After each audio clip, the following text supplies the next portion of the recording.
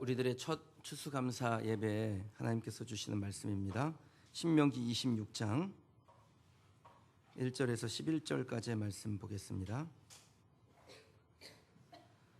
신명기 26장 1절에서 11절까지의 말씀입니다.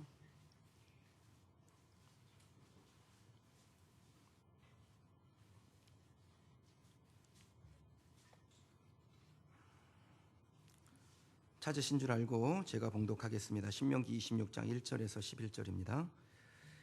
내 하나님 여호와께서 내게 기업으로 주어 차지하게 하실 땅에 내가 들어가서 거기에 거주할 때 내 하나님 여호와께서 내게 주신 땅에서 그 토지의 모든 소산의 만물을 거둔 후에 그것을 가져다가 광주리에 담고 내 하나님 여호와께서 그의 이름을 두시려고 택하신 곳으로 그것을 가지고 가서 그때 제사장들에게 나아가 그에게 이르기를 내가 오늘 당신의 하나님 여호와께 아뢰나이다. 내가 여호와께서 우리에게 주시겠다라고 우리 조상들에게 맹세하신 땅에 이르렀나이다 할 것이요 제사장은 내 손에서 그 광주리를 받아서 내 하나님 여호와의 제단 앞에 놓을 것이며 너는 또 내 하나님 여호와 앞에 아뢰기를 내 조상은 방랑하는 아람 사람으로서 애굽에 내려가 거기에서 소수로 거류하더니 거기에서 크고 강하고 번성한 민족이 되었는데 애굽 사람이 우리를 학대하며 우리를 괴롭히며 우리에게 중노동을 시키므로 우리가 우리 조상의 하나님 여호와께 부르짖었더니 여호와께서 우리의 음성을 들으시고 우리의 고통과 신고와 압제를 보시고 여호와께서 강한 손과 편팔과 큰 위엄과 이적과 기사를 우리를 애굽에서 인도하여 내시고 이곳으로 인도하사 이 땅 곧 젖과 꿀이 흐르는 땅을 주셨나이다. 여호와여 이제 내가 주께서 내게 주신 토지 소산의 만물을 가져왔나이다 하고 너는 그것을 내 하나님 여호와 앞에 두고 내 하나님 여호와 앞에 경배할 것이며 내 하나님 여호와께서 너와 내 집에 주신 모든 복으로 말미암아 너는 레위인과 너희 가운데 거류하는 객과 함께 즐거워할지니라. 아멘. 우리의 첫 추수감사 예배 감사와 나눔이라는 제목으로 함께 하나님의 말씀 증거하도록 하겠습니다. 사람들이 참 건강에 관심이 많습니다. 여러분들도 건강에 관심 많으시죠? 몸에 좋다고 하면 사람들이 그냥 뭐든지 먹습니다. 특히 우리나라 사람들이 건강 욕심이라는 게 대단하지 않습니까? 그래서 몸에 좋다고 하면 너구리, 오소리, 사슴피, 곰슬개 별거 다 먹습니다. 얼마나 우리나라 사람들이 건강에 대한 관심이 많냐면 그 관광 상품 중에 보신 여행이라는 게 고신 관광이라는 게 다 생길 정도입니다. 그렇게 해서라도 건강해지고 싶다라는 열망이 사람들에게 있나 봅니다. 저는 개인적으로 그 바퀴벌레나 쥐가 몸에 그렇게 좋다 이런 얘기들이 좀 돌았으면 좋겠어요. 그러면 그냥 싹 박멸할 수 있을 것 같아요. 사람들이 참 건강에 관심이 많다 보니까요, 이 건강이라는 글자만 들어가면 장사도 잘 됩니다. TV 프로그램도요, 건강에 관계된 프로그램을 하면 사람들이 관심이 많습니다. 얼마 전에 건강에 관계된 프로그램에 우리 김수섭 집사님도 나오신 적 있습니다. 그러면서 얼마나 박강원 권사님이 저한테 막 자랑을 하신지 우리 남편 TV 나온다고 꼭 좀 보라고 막. 요즘 TV 프로그램을 보니까 연예인들을 데려다가 이렇게 건강이 얼마나 안 좋은지를 막 체크해주는 그런 프로그램도 있더라고요. 제가 그걸 들여다보면서 저 사람이 건강이 좋은지 안 좋은지 내가 왜 근데 들여다보고 있어야지? 그러면서 들여다보게 되는 거예요. 스포츠도 마찬가지입니다. 예전에는 기록을 내고 이기고 지는 것으로 끝났는데 지금은 이 스포츠가 건강하고 연결되어져서요, 하나의 아주 유망한 산업이 됐습니다.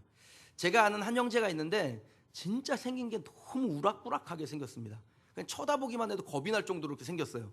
근데 이 친구를 보고 사람들이 권투를 하라고, 너는 딱 권투에 어울리는 얼굴이라고. 그래서 이 친구가 복싱을 이제 배웠어요. 그래서 선수가 됐는데 한국 챔피언까지 올라갔나 아마 그랬을 겁니다. 근데 이 복싱이라는 게 별로 이렇게 인기가 없는 운동이지 않습니까? 그래서 중간에 하다가 그만두었는데 최근에 요즘 이 친구 어떻게 사나 하고 봤더니 아주 신수가 좋아졌습니다. 그 체육관, 복싱 체육관을 하나 이렇게 이제 냈는데 그 복싱 체육관에 남자들은 안 온대요. 누가 오냐면 여자들이 와서 복싱을 배운답니다. 여자들이 왜 복싱을 배우냐면 그 복싱이 살 빼는데 그렇게 좋대요. 그걸 크로스핏이라고 하는데 혹시 여러분들 살 빼고 싶으시면 복싱 배우십시오. 그 복싱 배워가지고 살만 빼시고 남편 잡는 데 쓰지 마시고. 그럼 이렇게 사람들의 관심이 건강에 있다 보니까 이 연관 산업이 급격하게 성장을 하고 있습니다. 바이오라는 단어만 들어가면 굉장히 유망해 보입니다. 실제로 앞으로 가장 유망한 산업이 바로 바이오 시밀러 산업이라고 합니다. 얼마나 유망한지 향후 10년 안에 이 시장이 약 60조 원대로 이게 불어난다라는 거예요. 그래서 뭐 냉장고 만들고 반도체 만들고 이런 삼성전자도 이 바이오 산업에다가 엄청난 투자를 하고 있습니다. 그야말로 건강이 대세인 시대를 저와 여러분이 살고 있습니다. 뭐 여러분들도 건강에 관심 많으시리라 저는 생각합니다. 그런데요, 여러분 보약 먹고 비타민 먹고 영양 보충해서 개도 잡아먹고 못도 잡아먹고 운동하고 이러면 정말 건강해지는 것이 맞는지 이게 참 의심스럽습니다. 우리나라 국민이 그 건강보험을 어떻게 이용하는지를 조사한 자료가 있는데 건강보험 심사평가원이라는 데서 한 해 동안에 대한민국 국민이 건강보험을 어떻게 사용했는지 조사해서 발표했는데 이게 진짜 충격적입니다. 한 해 우리나라 국민 중에 49만 명 이상이요 정신과 가서 진료를 받고 약을 처방을 받습니다. 인구 대비로 보면은 100명당 1명꼴로 정신과 가가지고요 진료받고 약 타고 그러고 산다라는 거예요. 정말 충격적이지 않습니까?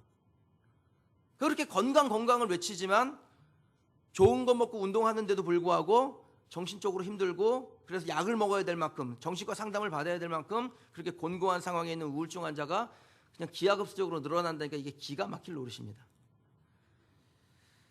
지금 이 자리에서 예배드리는 여러분 중에도 아마 우울증 환자가 있을지 모르겠습니다. 여러분의 가족 중에도 그런 분이 있을 수 있죠. 저는 이렇게 연약한 분들에게 믿음으로 하나님께서 주신 말씀에 근거하여 믿음으로 여러분에게 선포합니다. 예수 그리스도 안에서 죄와 사망의 법이 생명의 성령의 법으로 깨어지고 성령께서 승리하신 것을 믿음으로 선포합니다. 그러므로 이제 그리스도 예수 안에 있는 자에겐 결코 정죄함이 없나니 이는 그리스도 예수 안에 있는 생명의 성령의 법이 죄와 사망의 법에서 너를 해방하였습니다. 아멘. 나사렛 예수 그리스도를 명하노니 오늘 이곳에서 예배하는 저와 여러분들 이 그리스도의 성도들에게는 모든 정신적인 질병 육체적인 모든 병의 근원은 나사렛 예수 그리스도를 명하노니 다 떠나갈지어다. 하나님께서 우리를 통하여 하나님의 일을 행하실 줄 믿습니다. 막힌다면 허물어지고 생명으로 거듭나고 새롭게 되는 줄 믿습니다. 저와 여러분들은 생명을 얻은 사람들이죠. 예수로 인해서 생명 얻은 사람들입니다. 건강하지만 말은 많이 하지만 실제로 건강과는 전혀 상관없이 사는 그런 사람들이 아니라는 겁니다. 우리는 진짜 건강한 삶, 영원히 건강한 삶, 영생을 얻고 그 영생을 소유하고 그것을 지키기 위하여 믿음으로 걸어가는 하나님의 자녀들입니다. 저는 여러분들이 그렇게 사시기를 주님의 이름으로 축원합니다. 뭐 젊고 나이 많고 노인이고 상관없습니다. 육신에 지금 무엇을 가지고 있는지 병이 있는지 문제를 가지고 있는지 상관없습니다. 우리는 영생 얻은 사람들이에요. 그래서 그 영생을 부여잡고 믿음의 걸음을 걸어가면 하나님께서 우리의 모든 것을 회복하실 줄 믿습니다. 건강해지려고 이것저것 챙겨 먹고 틈날 때마다 운동하는데 건강이 도리어 악화되고 있다? 이거 진짜 문제 있는 거죠. 그렇다면 다른 길로 가야 되는 거 아닙니까? 그 다른 길이 무엇일까요? 저는 오늘 추수감사절을 맞이하면서 하나님께서 우리에게 알려주시는 건강해지는 원리, 그 원리를 여러분과 나누고 싶습니다. 매년 우리가 추수감사절을 맞이하는데 이 추수감사절이 그냥 식상한 절기가 아니라 하나님께서 우리를 얼마나 회복하시길 원하시는지, 우리를 어떻게 건강하게 만드시는지 그것을 발견하는 그러한 귀한 예배가 되기를 주님의 이름으로 축원합니다. 그럼 우리가 진짜 건강해지려면요, 우리의 영과 육이 강건해지려면 어떻게 해야 될까요? 저를 한번 따라 읽으실까요? 진정한 건강은 감사에서 시작합니다. 네, 여러분, 진정한 건강은 우리가 하나님 앞에 감사하는 것에서부터 시작합니다. 많은 것을 가졌다고 영과 육이 건강해지는 거 아닙니다. 특히 육적인 건강과 아주 밀접한 영향을 주는 게 영적인 건강이에요. 그 영적인 건강은 육적인 걸로 채울 수가 없습니다. 저는 참 다양한 사람들을 만나지 않습니까? 진짜 이 사람 저 사람 다양한 삶의 환경을 가지고 있는 사람들을 만나는데 제가 만난 사람 중에 유명한 사람도 있고 무명한 사람도 있습니다. 부자도 있고 가난한 사람도 있습니다. 학생들 중에는 진짜 좋은 대학에 들어가는 아이도 있고, 그리고 제가 만난 중에 정말 처음 들어본 대학에 들어갔다고 저에게 얘기하는 아이들도 있었습니다. 그런데 그 사람이 얼마나 행복하냐, 건강하냐, 그것이 그들이 가지고 있는 소유나 유명세나 혹은 뭐 누리고 있는 어떤 그런 자기 만족에 따라서 결정되지 않더라고요. 부자인데도 슬픈 사람이 있습니다. 가난한데도 전혀 그런 거와 상관없이 정말 하나님과 동행하며 영생의 꿈을 누리며 행복한 사람들이 있습니다. 좋은 학교 다니는데 만족이 못돼서 우울증에 빠져가지고요 자살 시도하는 아이도 본 적이 있습니다. 제가 예전에 그 종로학원이라고 여러분 혹시 아시나 모르겠어요. 이게 나이 드신 분은 아시죠. 종로학원 되게 유명한 학원이었습니다. 지금은 어쩐지 모르겠는데 아무튼 공부 그렇게 잘하는 아이들이 대학 떨어지면 오는 학원이 종로학원이었어요. 근데 그 종로학원에서 그 말씀을 제가 정기적으로 전하는 그 일이 있었는데 그 중에서 만났던 한 아이가 지금도 잊혀지지가 않습니다. 이 아이가 한양대학교에 합격을 했는데 한양대학교를 중간에 관두고 종로학원에 와서 재수를 하는 거예요. 그런데 그 토요일 아침에 이제 그 학생회 모임을 하는데 예배하는데 꼭 와서 기도하는데 정말 간절히 기도는 하는데 이 아이의 얼굴에 너무 근심이 많은 거예요. 그래서 제가 이 아이를 불러놓고 물어봤습니다.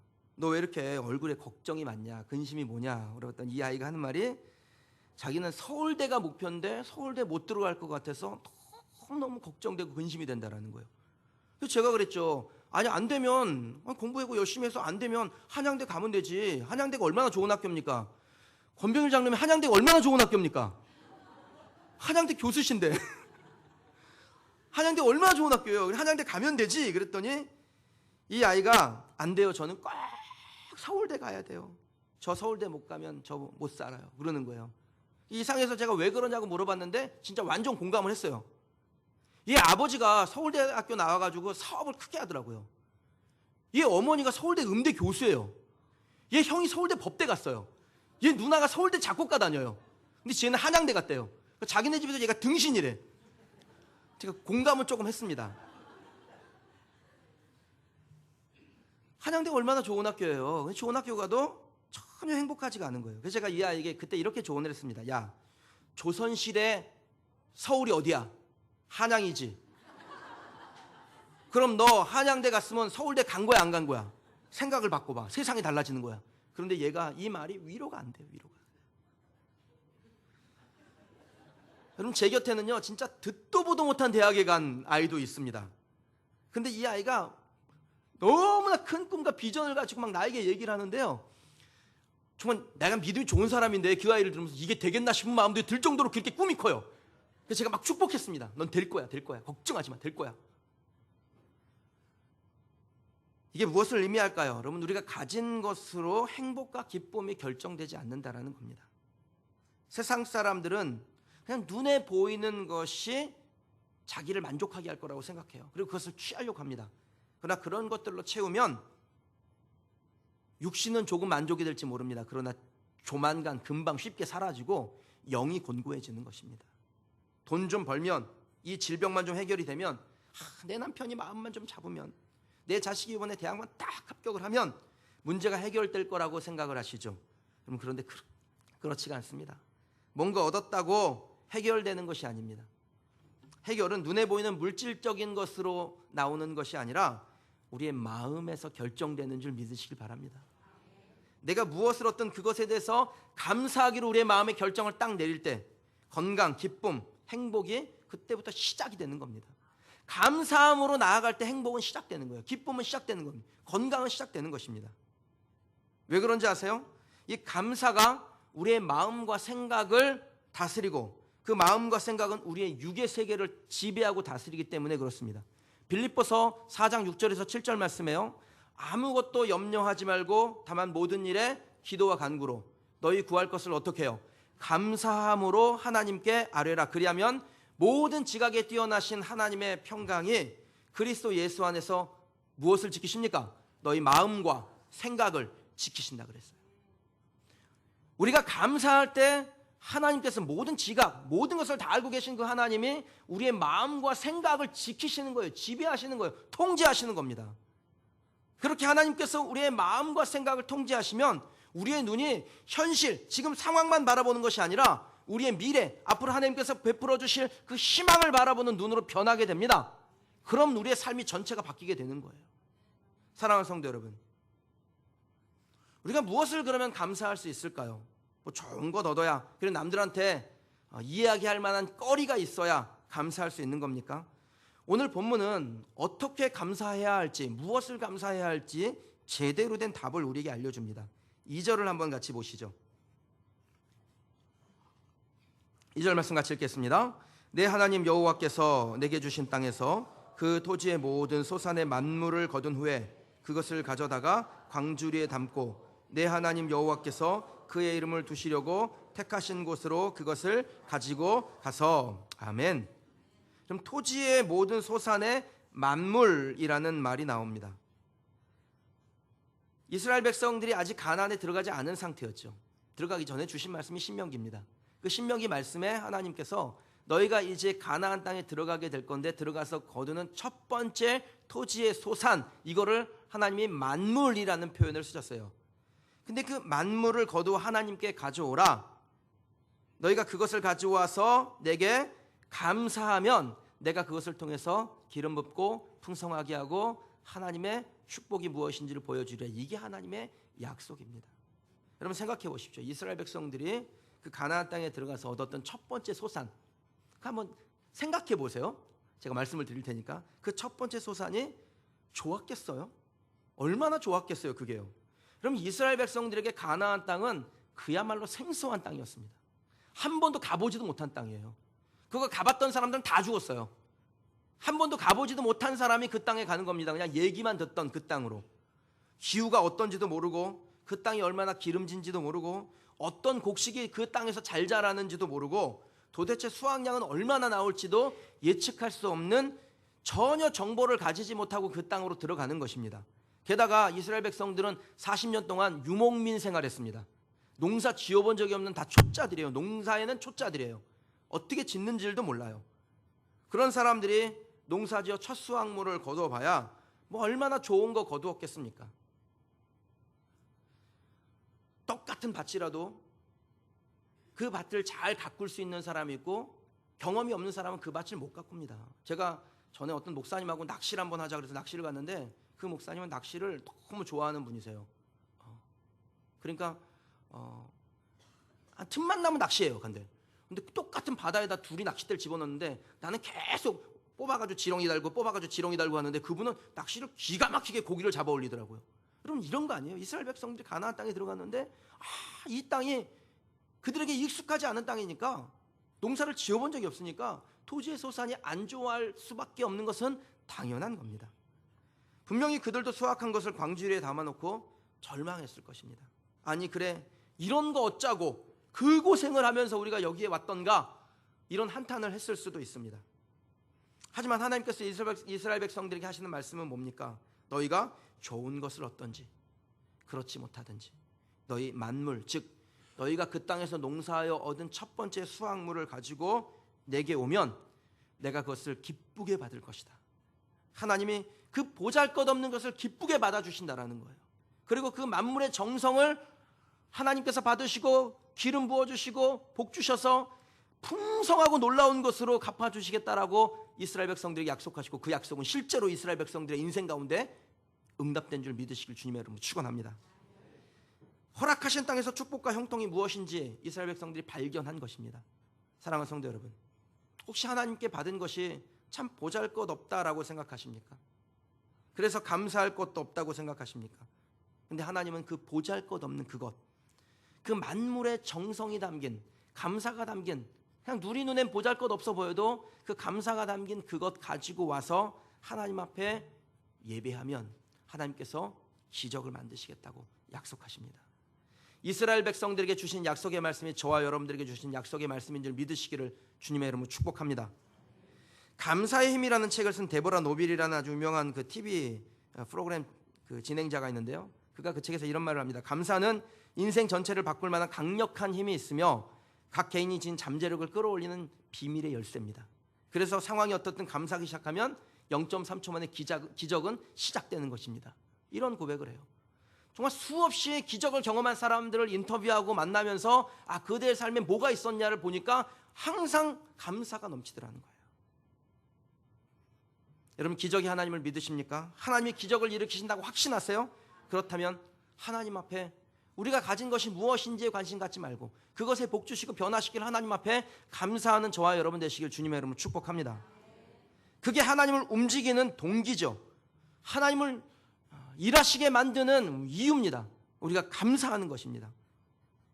저와 여러분이 감사하기 시작하면 하나님 기적의 첫 걸음을 걷기 시작하실 것입니다. 저와 여러분에게 주어진 환경이 어떻든 감사로 반응하면 받은 것 앞에, 하나님 앞에, 그 만물에 하나님께서 복 주시기를 기대하며 하나님 앞에 가져오면 하나님께서 기적을 이루어 가시는 것입니다. 감사로 충만한 저와 여러분의 삶이 되길 주님의 이름으로 축원합니다. 이래도 감사하고 저래도 감사하고, 그래서 저와 여러분의 인생에 나타난 기적의 하나님을 만나는 그런 은혜와 복이 넘치기를 축복합니다. 우리의 삶이 진짜 건강해지려면 어떻게 될까요? 진정한 건강은요, 나눔으로 완성됩니다. 진정한 건강은 나눔으로 활짝 꽃피우는 것입니다. 11절 말씀을 같이 한번 보실까요? 함께 읽겠습니다. 내 하나님 여호와께서 너와 내 집에 주신 모든 복으로 말미암아 너는 레위인과 너희 가운데 거류하는 객과 함께 즐거워할지니라. 아멘. 여러분, 사람의 위에요, 위장에 1분에 50만 개의 세포가 만들어집니다. 그리고 1분에 50만 개의 세포가 죽습니다. 그래서 그게 배출되는 거예요. 근데 그 50만 개의 세포, 배출돼야 될 그 세포가 나가지 않고 죽은 채로 버티고 있으면 그게 뭐가 되냐면 암이 되는 겁니다. 우리 몸에 있는 혈관은 또 어떨까요? 우리 몸에 혈관이 얼마나 많냐면요, 이게 온 몸에 있는 혈관들, 동맥, 정맥, 모세혈관, 이거를 그냥 쫙 놓으면은 이게 96,000km나 됩니다. 지구 둘레가 4만 km가 조금 넘어요. 그러니까 우리 혈관을 다 뽑아가지고 쫙 일렬로 놓으면 지구를 2번 감을 수 있을 만큼 그렇게 길다라는 거예요. 근데 그 혈관들이 하는 이 혈관들이 존재하는 이유가 뭐냐? 우리의 몸 아주 구석구석 작은 부분까지 혈관이 들어가서 산소를 공급해 줍니다. 근데 그 산소가 공급되지 않으면, 즉 혈관이 막히면 어떤 일이 생기면 살이 썩어요. 죽게 되는 것입니다. 흘러가야 되는데 흘러가지 않으면, 나눠야 되는데 나누지 않으면, 빠져야 되는데 빠지지 않으면 거기서 문제가 일어나게 된다라는 거예요. 생명이 사라집니다. 그럼 돈도 많이 벌고 인기도 없고 사람들 앞에 유명한데 어떤 자살하는 사람들이 있잖아요. 쉽게 생을 포기하는 이유가 어디에 있겠습니까? 많은 것을 얻었는데도 기쁨이 없는 이유는 도대체 어디에 있는 겁니까? 빠져나가야 될 때 빠져나가지 않기 때문에 그런 것입니다. 흘러가야 되는데 제대로 흘러가지 못하기 때문에 그런 겁니다. 나눔은 건강을 만드는 거예요. 그래서 우리가 나눌 때, 함께 우리의 것을 나눌 때, 마음이든 물질이든 생각이든 비전이든 꿈이든 그걸 나눌 때 풍성해지고 살아나는 역사가 일어나게 되는 것입니다. 하나님이 주시는 건강함의 기쁨은 우리의 것을 나눌 때 찾아옵니다. 토지의 소산을 거둔 이스라엘 백성들에게 하나님께서 내리신 명령이 무엇입니까? 주를 위해 사는 사람들, 헌신한 그들을 위하여 함께 나누고 너희 가운데 거류하는 객들을 위해서 함께 나누라. 이게 하나님의 말씀이죠.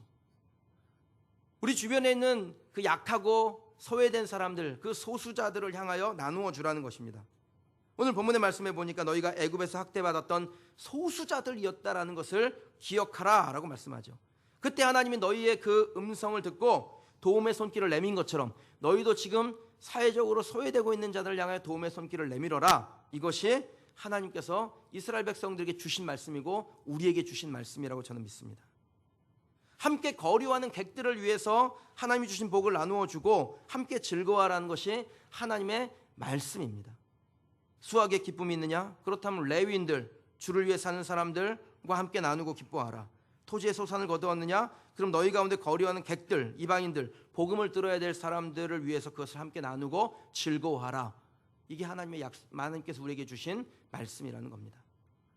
저는 이번 추수감사절 예배, 우리의 첫 예배죠. 이 첫 예배를 드리면서 우리가 하나님 앞에 구별하여 예물을 드리는데, 이 추수감사절 기헌금을 중국 묘종마을에 교회를 짓는 거룩한 사역에 사용하게 된 것이 정말 감사하고 기쁩니다.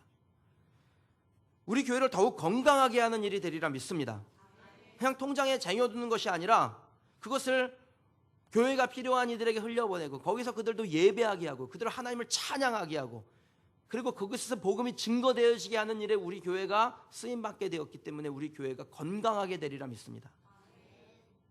이 일에 동참하는 여러분들도요, 역시 하나님께서 주신 이 건강의 원리에 의해서 여러분들도 건강하게 되는 것입니다.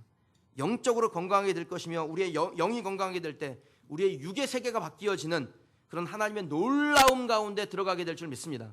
그럼 하나님이 우리의 영을 통치하실 때요, 우리의 육을 그대로 두지 아니하세요. 우리의 육도 통치하시는 겁니다. 변화시키는 거예요.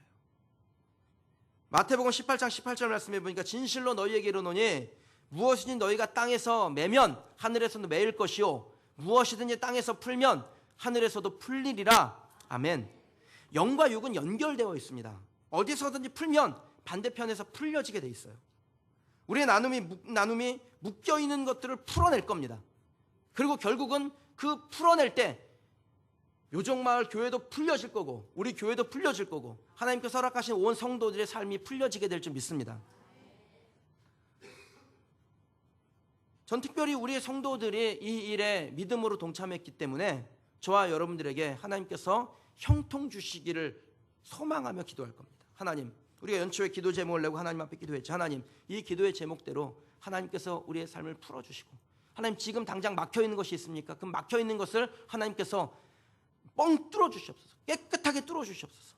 막힌다면 허무시고 무너진 것은 세워주시고 건설하여 주옵소서. 그럼 이 기도가 저와 여러분의 입에서 떠나지 않고, 그리고 우리가 그렇게 기도할 때 하나님께서 우리의 삶에 놀라운 일들을 행하실 줄 믿고 기대하는 우리 그린시교회 성도들이 되기를 주님의 이름으로 축원합니다. 감사와 나눔의 사람이 되기로 결심한 여러분들에게 이 추수감사절을 최초로 만들었던 사람들의 이야기를 좀 여러분에게 소개시켜드리고 싶습니다. 1620년 9월 29일 박해를 피해서 102명의 청교도들이요, 개신교도들이 메이플라워를 타고 미국으로 떠났습니다. 2개월이 넘는 항해였습니다. 그 고난의 항해를 끝내고 1620년 11월 9일에 미국 땅에 도착을 합니다. 새로운 땅에서 얼마나 희망에 부풀었겠습니까? 하나님이 허락하신 축복의 땅이라고 믿고 그 땅에서 첫 해를 보내는데 그 첫 해에 102명의 사람들 중에서 44명의 사람들이 목숨을 잃습니다. 굶주림과 추위 그리고 풍토병으로 죽어간 것입니다. 그 축복의 땅이라고 여겼던 그 땅에 자기의 형제, 자녀, 부모를 묻었습니다. 주어진 현실은 축복이 아니라 절망처럼, 저주의 땅처럼 그렇게 보였습니다. 신앙을 지키기 위해서 찾은 그곳에서 절반에 가까운 사람들이 목숨을 잃은 겁니다. 그럼 절망할 만하죠. 우리가 완전 잘못 생각했다. 우리가 완전 실패했나 보다. 하나님의 축복의 땅이 아닌가 보다. 이렇게 생각할 만합니다. 그런데 그들이요, 그 상황에서 원망하지 아니하고 감사함으로 그 황무지를 개간을 하고 주어진 삶에 최선을 다했습니다. 그렇게 모진 한 해를 보내고 1621년 11월 마지막 목요일에 드디어 첫 수확을 거두게 되었는데 그 첫 수확을 거둔 날 이 청교도들이 한 일이 무엇이냐면 주변에 살고 있는 인디언 90명을 초청해서 그 새 땅에서 하나님께서 주신 그 첫 곡식으로 감사 예배를 드리고 그들과 함께 나누어 먹고 즐거워한 것입니다. 만물을 거두 하나님께 감사하고 거둔 그것으로 그 땅에 거류하는 이들과 함께 나누라라는 말씀대로 한 거예요. 그럼 그렇게 시작한 나라가 미국입니다. 청교도들이 미국에 자리 잡은 지 약 400년 정도가 지났습니다. 지금 미국의 현실이 어떻습니까? 우리가 미국에서는 잘 알지만 그래도 한 가지 사실 여러분께 좀 알려드릴게요. 전 세계의 곡물 생산량을 통해서 미국이 하나님의 축복을 어떻게 받고 있는지를 여러분 알 수가 있습니다. 곡물 생산량이 가장 많은 나라는 중국입니다. 그 다음이 미국인데 이 중국이 4억 9,700만 톤 정도를 생산을 합니다. 한 해에. 미국은 4억 1,000만 톤 정도를 생산을 합니다. 중국이 약간 많죠. 근데 여러분 인구 대비 생산량을 보면요, 이게 게임이 되지 않습니다. 중국은 13억 인구가 약 5억 톤 정도의 곡물을 생산을 하는 겁니다. 미국은 약 3억의 인구가 4억 톤, 약 4억 톤 가량의 곡물을 생산을 합니다. 비율로 따지면 중국과 미국의 1인당 곡물 생산량 비율이요 0.38대 1.33입니다. 거의 4배 가까이 토지 면적당 1인당 이 곡물을 생산해내는 겁니다. 그들의 조상이 감사와 나눔의 정신으로 그 땅에서 시작했기 때문에 그 정신이 자녀들에게 말씀대로 하나님의 율례와 계명과 법도를 지킨 이들의 자녀들에게 천대까지 하나님께서 복 주시는 것이 현실로 나타나고 있는 것입니다. 사랑하는 성도 여러분, 지금 비록 여러분의 삶이 감사와 거리가 좀 멀 수 있습니다. 아무리 돌아봐도 감사할 것이 없을 수 있어요.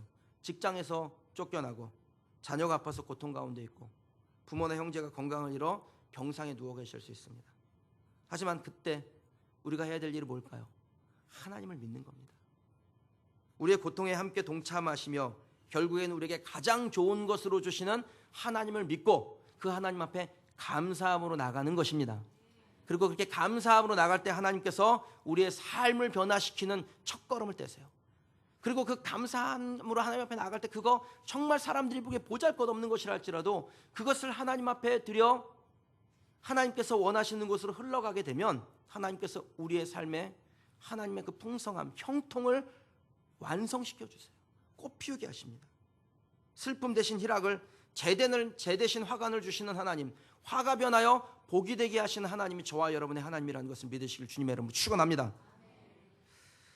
스펄전 목사님이요 이런 말씀을 하셨습니다. 별빛을 보고 감사하는 사람에게 달빛을 주시고 달빛을 보고 감사하는 사람에게 햇빛을 주시며 햇빛을 보고 감사하는 사람에게 영원한 빛을 주신다. 우리 스펄전 목사님이 그 진짜 대단한 설교가셨거든요. 언어의 마술사 이런 표현을 들으셨는데 진짜 주옥 같네요. 글이요. 한 번 더 읽어드릴게요. 별빛을 보고 감사하는 사람에게 달빛을 주시고 달빛을 보고 감사하는 사람에게 햇빛을 주시고 햇빛을 보고 감사하는 사람에게 영원한 빛을 주신다. 그럼 감사하여 영원한 빛 누리는 성도들이 되시기를 주님의 이름으로 축복합니다. 그 하나님과 함께 잠시 고난 이겨내고 남은 인생 하나님께서 형통으로 이끄시는 하나님의 복을 누리며 날마다 감사하고 날마다 나누고 그래서 더욱더 풍성한 삶으로 하나님 앞에 살아가는 우리 그린시티 교회 믿음의 가족들 되시기를 주님의 이름으로 축원합니다. 축원합니다. 기도하겠습니다.